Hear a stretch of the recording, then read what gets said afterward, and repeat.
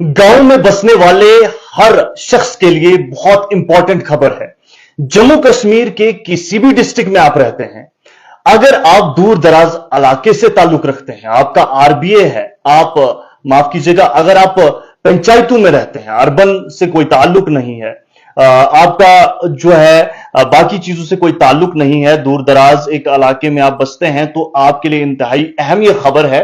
और अगर आप मकान बनाने वाले हैं, मकान के ऊपर एक और छत चढ़ाने वाले हैं, अपना मकान किसी को बेचने वाले हैं, या फिर मजीद कोई ताजीनो आराइश का काम करने वाले हैं, यानी अब अपनी प्रॉपर्टी में कोई भी तरक्याती काम अगर आप करने वाले हैं या फिर आने वाले मुस्तकबिल में आप ख्वाहिशमंद है, तो इस वीडियो को देख लीजिए और शेयर भी कर दीजिए।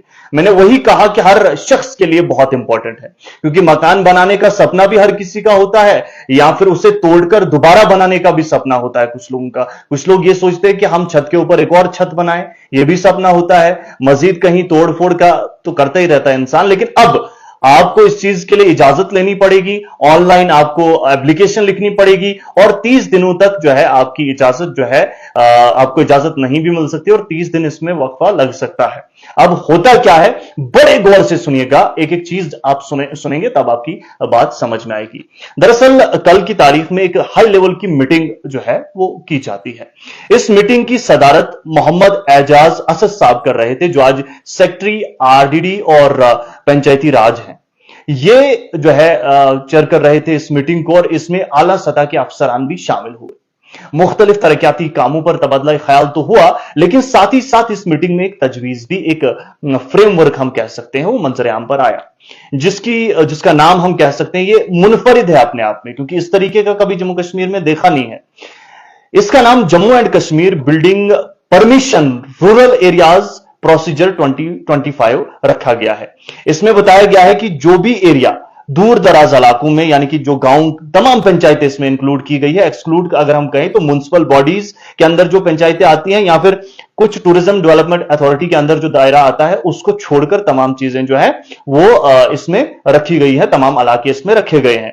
इसमें कंस्ट्रक्शन एक्टिविटीज जितनी भी होंगी रूरल एरिया में, इसका मकसद यह है कि वो लीगली हो, अकॉर्डेबल हो, सिस्टमैटिकली हो और सही तरीके से हो, यानी ये मकसद जो है यहां पर बताया गया है। अब इसमें 30 दिनों तक कैसा वक्त लग सकता है वो भी हम आपको बताने की कोशिश करेंगे। ये पूरा एक फ्रेमवर्क, एक ड्राफ्ट कह सकते हैं, अभी इसको मंजूरी तो नहीं मिली है, लेकिन आने वाले वक्त में हो सकता है इसको मंजूरी मिल जाए।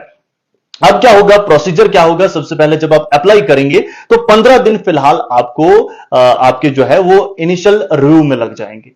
रिव्यू होगा, उसके बाद 10 दिनों के अंदर जो मजीद होंगे वो डिस्कशन होगा, और डिसीजन मेकिंग के लिए जो है वहां पर इकदाम उठाए जाएंगे। और आखिर के 5 दिन जो होंगे, इन्हीं 5 दिनों में आपको आगाह किया जाएगा क्या आपको परमिशन है मकान बनाने की, तोड़ने की, कुछ भी करने की। तो कुल मिलाकर अगर हम बात करें तो ये ऑनलाइन एक प्रोसीजर होगा। जितने भी लोग दूर दराज इलाकों से ताल्लुक रखते हैं उनके लिए खबर है कि अगर आप कोई भी कंस्ट्रक्शन वर्क करेंगे, आपने मकान तोड़ना है, बनाना है, छत के ऊपर एक और छत बनानी है, कुछ भी आपने करना है, तो जनाब अब आपको परमिशन लेनी पड़ सकती है।